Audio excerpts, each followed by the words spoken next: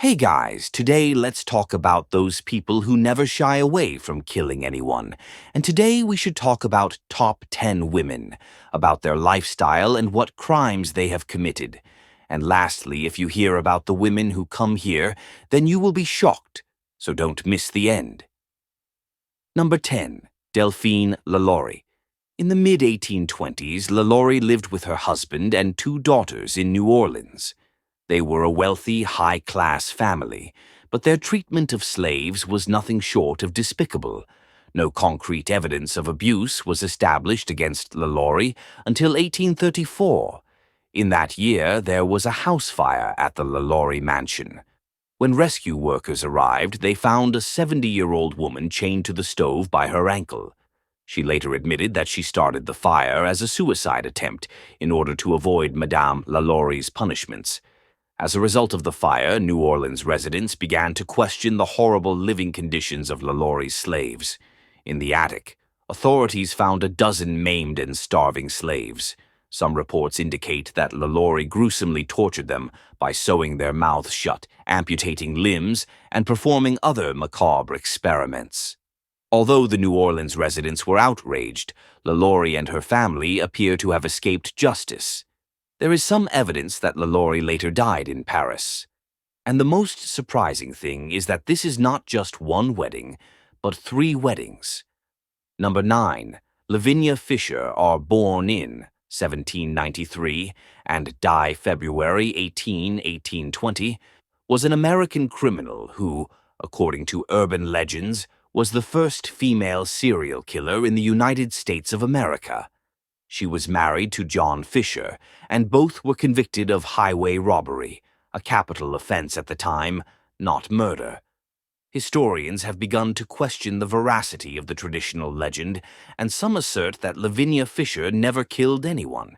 She was, however, an active member of a large gang of highwaymen who operated out of 2 houses in the backcountry near Charleston, the 5 Mile House and the 6 Mile House, South Carolina.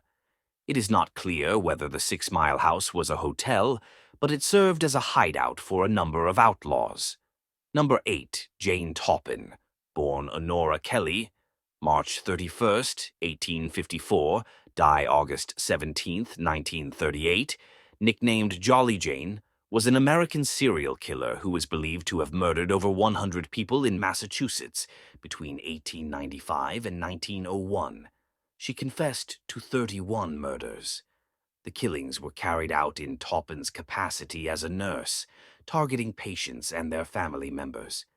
Toppen, who admitted to have committed the murders to satisfy a sexual fetish, was quoted as saying that her ambition was to have killed more people, helpless people, than any other man or woman who ever lived. Jane Toppen was born Honora Kelly on March 31st, 1854, in Boston, Massachusetts, the daughter of Irish immigrants. Her mother, Bridget Kelly, died of tuberculosis when she was very young.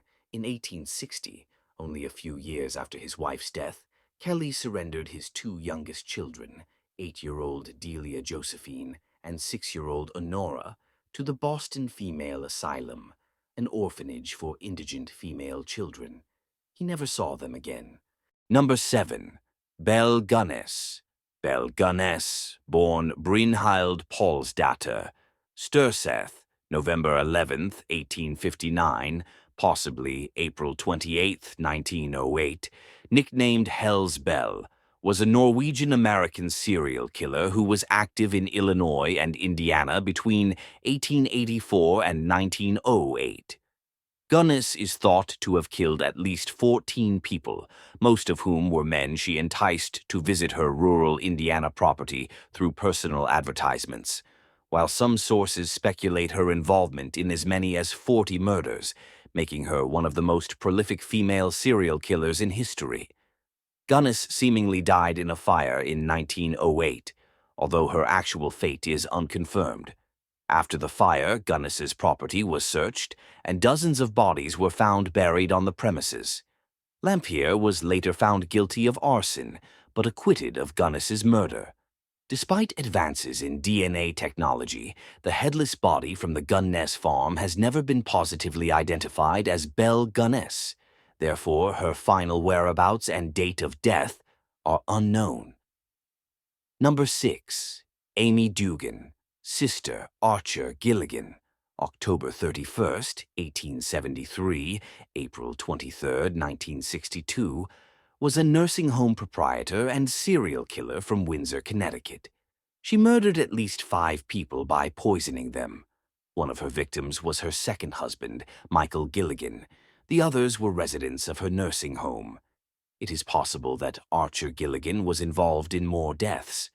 The authorities counted 48 deaths in her nursing home, the Archer Home for the Elderly and Infirm.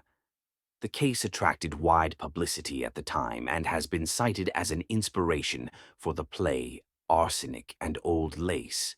Between 1907 and 1917, there were 60 deaths in the Archer home.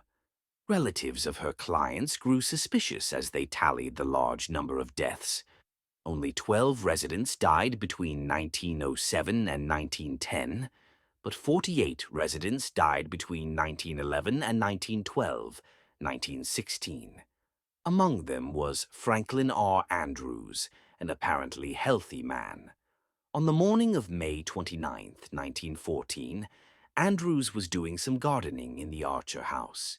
His robust physical condition deteriorated in a single day, and he was dead by evening. The official cause of death was gastric ulcer. Number 5, Bertha Alice Williams, Graham Gifford Orborn, October 30th, 1871, die August 20th, 1951, was a farm wife in rural Catawissa, Missouri during the early 1900s, who was accused of murdering 3 members of the local community and suspected in 15 additional deaths. Some consider her to be America's 5th solo female serial killer, behind Bel Gores, Lydia Sherman, Jane Toppen, and Nanny DOSS. Female serial killers, Gifford appeared to be gentlewomen who cared for her sick relatives and neighbors. After a number of those under Gifford's care died, however, authorities ordered an exhumation of their bodies and found that Gifford had poisoned her victims with arsenic. Although she stood trial in 1928, she was found not guilty by reason of insanity and sentenced to spend her days at Missouri State Hospital, where she died in 1951. Number 4. Nanny DOSS, born 1905. Nanny DOSS left a long line of dead husbands and relatives in her wake. DOSS married her first husband at the age of 16. Their unhappy marriage produced 4 children, and her husband left her after he suspected, probably correctly, that DOSS had murdered their 2 middle daughters. 1929, DOSS remarried, this time to a man named Robert Harrelson. During their 16-year marriage, DOSS murdered her 2 young grandsons for insurance money. After her husband raped her in 1945, she poisoned him as well. After her third husband died, again probably by DOSS's hand, DOSS was able to collect the insurance money from a suspicious house fire. In the early 1950s, DOSS married her 4th husband, Richard Morton. Within a few months, she had killed her elderly mother and, predictably, her husband. DOSS was finally apprehended after the death of her 5th and final husband, when she tried to collect 2 life insurance policies on him. In 1955, DOSS pled guilty to murder and was sentenced to life imprisonment. She died in Oklahoma State Penitentiary in 1965. Number 3. Doria Puente, born 1929. In the mid-1880s, Puente ran a boarding house for the elderly. Puente stole from her boarders and eventually began murdering them, usually by poisoning. In 1985, Puente had a handyman dump a box of junk, really a decomposing human body, along a riverbank where it was later found by a fisherman. Police began to investigate Puente and her missing tenants. They eventually found 7 bodies buried on her property, although Puente maintained that her boarders died of natural causes. After her trial in 1992, Puente was sentenced to life imprisonment. She died in 2011 at the Central California Women's Facility in California. Number 2. Aileen Wuornos, born 1956. Wuornos's troubled life has been documented in several other lists here, but the most interesting things about her crimes are her method and her motive. Unlike most female serial killers, Wuornos did not poison her victims. She shot them. Her motives also did not appear financially motivated. Although she did steal some pecuniary items from her victims, she claimed that the men she killed tried to rape her, and therefore she acted in self-defense. Throughout her trials in 1992 and 1993, Wuornos maintained this dubious argument. Even so, she pled guilty and was therefore sentenced to death. She died by lethal injection in 2002.